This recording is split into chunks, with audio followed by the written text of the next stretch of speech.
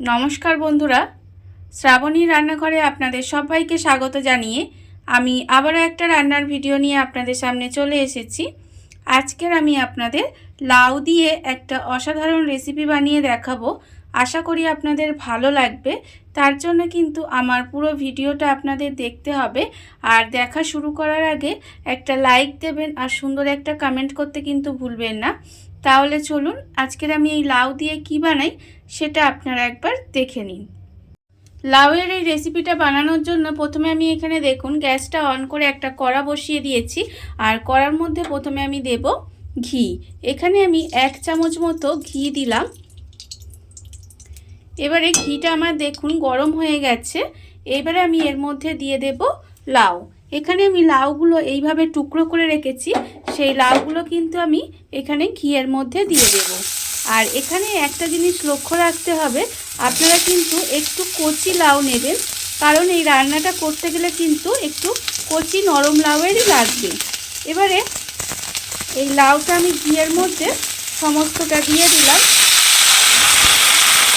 দিয়ে এবারে এইভাবে একটু নেড়ে লাউটাকে আমি কিছুক্ষণের জন্য ঢাকা দিয়ে দেবো। এইভাবে একটু উল্টে পাল্টে ঘিয়ের মধ্যে ভেজে নিতে হবে। আর এই সময় কিন্তু গ্যাসটা লোতে দিয়ে রাখতে হবে। দিয়ে এইভাবে লাউটাকে একটু ভেজে নেব। ভেজে নিয়ে আমি এইভাবে কিন্তু ঢাকা দিয়ে 5 মিনিট মতো রান্না হতে দেব। লাউটা আমি এইভাবে ঢাকা দিয়ে 5 মিনিট রান্না হতে দিয়েছিলাম। এবারে আমি ঢাকাটা খুলে নেব। খুলে নিয়ে আবারও কিন্তু লাউটাকে এইভাবে একটু নেড়ে চেড়ে উল্টে দেব। উল্টে দিয়ে আবারও কিন্তু এইভাবে আমি আরেকটু ঢাকা দিয়ে আবারও 5 মিনিট মতো ভেজে নেব। আবারও আমি ঢাকা দিয়ে এটা 5 মিনিট মতো রান্না হতে দিয়েছি। দেখুন এবার আপনাদের দেখাচ্ছি লাউগুলো কিন্তু অনেকটাই নরম হয়ে গেছে, আপনারা হয়তো দেখে বুঝতেই পারছেন। আবারও কিন্তু খুব ভালোভাবে একটু নেড়ে দেব। আর দেখুন লাউ থেকে কিন্তু বেশ জলও বেরিয়ে গেছে। এইভাবে কিন্তু ঢেকে ঢেকে আমাকে একটু রান্না হতে দিতে হবে। আর এটা কিন্তু আমি একটু সময় নিয়ে এইভাবে ঢেকে ঢেকে রান্না করব, যাতে লাউটা খুব ভালোভাবে নরম হয়ে যায়। আমি কিন্তু আবারও এটা ঢেকে 5 মিনিট মতো রান্না হতে দেব।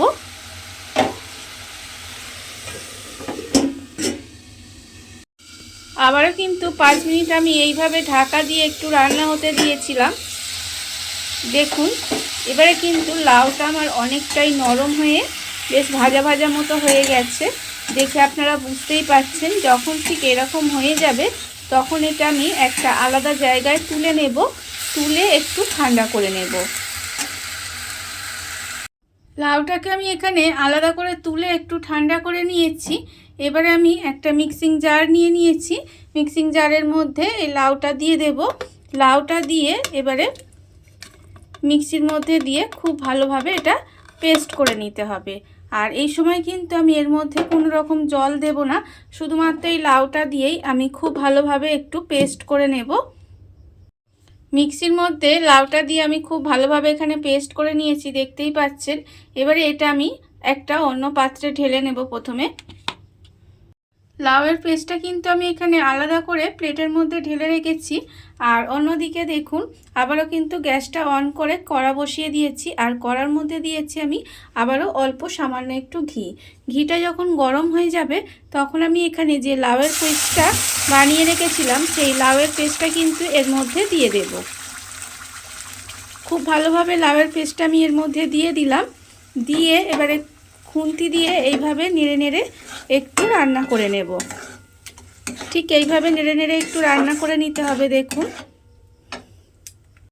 ঘিয়ের মধ্যে লাউয়ের পেস্টটা দিয়ে এইভাবে আমি প্রায় 2 মিনিট মতো রান্না করে নিয়েছি।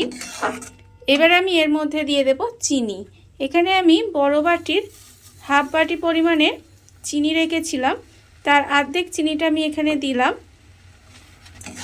কারণ আমার মনে হয়েছে যে এতে যা আমি চিনি দিয়েছি তাতে মিষ্টি হয়ে যাবে। আর এটা কিন্তু আপনারা কতটা মিষ্টি খাবেন সেটা বুঝে কিন্তু চিনিটা ব্যবহার করবেন। তাই চিনির পরিমাণটা আমি ঠিক বলে দিলাম না। যতটা মিষ্টি খাবেন সেই বুঝে কিন্তু চিনিটা ব্যবহার করবেন। এবারে চিনিটা দিয়ে এইভাবে নেড়ে নেড়ে আবারও কিন্তু বেশ কিছুক্ষণ রান্না হতে দেব, যাতে চিনিটা খুব ভালোভাবে গলে যায়। চিনিটা দিয়ে এইভাবে নেড়ে নেড়ে আমি কিছুক্ষণ রান্না করে নিয়েছি। দেখুন এর ফলে কিন্তু চিনিটা আমার একেবারে গলে গেছে। এবারে আমি গ্যাসটা লোতে দিয়ে এইভাবে কিন্তু রান্নাটা করে যেতে হবে, যাতে এই যে একটা জলো ভাব আছে সেটা একটু শুকনো শুকনো হয়ে আসে। ততক্ষণ পর্যন্ত কিন্তু আমি এইভাবে গ্যাসটা লোতে দিয়ে একটু রান্না করে নেব। আর এতক্ষণে আপনারা দেখে বুঝতে পেরেছেন কিনা জানি না এটা আমি কি রান্না করছি। এটা আমি রান্না করছি লাউয়ের হালুয়া। এইভাবে একদিন লাউয়ের হালুয়া বানিয়ে দেখবেন, খেতে কিন্তু অসাধারণ লাগে। এবারে এইভাবে আমাকে গ্যাসটা লোতে দিয়ে কিছুক্ষণ আমি এইভাবে একটু রান্না করে নেব।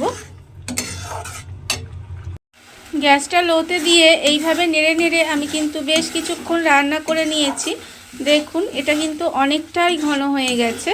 যখন দেখবেন এইভাবে একটু ঘন ঘন হয়ে এসেছে তখন আমি এর মধ্যে দিয়ে দেব, এখানে আমি বেশ কিছুটা এলাচের দানা রেখেছি, সেই এলাচের দানাগুলো আমি এখানে দিয়ে দিলাম।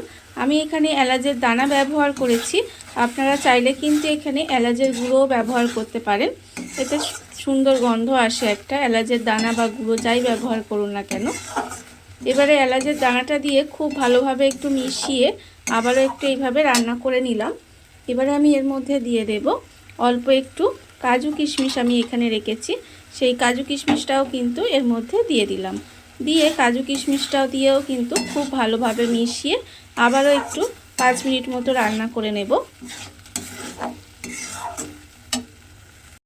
কাজু কিশমিশটা দিয়ে আমি কিন্তু আবারও 5 মিনিট মতো এইভাবে একটু রান্না করে নিয়েছিলাম।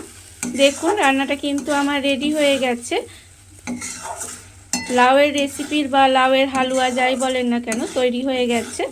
এবার আমি গ্যাসটা অফ করে দেব।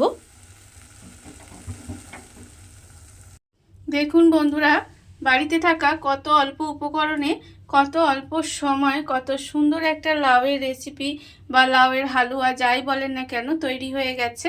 আপনারা দেখতেই পেলেন। আর এটা কিন্তু খেতে অসম্ভব সুন্দর হয়। এইভাবে একবার হলেও বাড়িতে বানিয়ে দেখতে পারেন। আর এই ভিডিওটা যদি আপনাদের ভালো লেগে থাকে, আপনারা যদি ফেসবুক থেকে দেখে থাকেন পেজটি ফলো করে দেওয়ার অনুরোধ রইল। আর যদি ইউটিউব থেকে দেখে থাকেন চ্যানেলটি সাবস্ক্রাইব করে নেওয়ার অনুরোধ রইল। তাহলে চলুন ভিডিওটা আমি এখানেই শেষ করছি। আপনারা সবাই ভালো থাকবেন, সুস্থ থাকবেন। আবারও হাজির হব নতুন কোনো রান্না নিয়ে।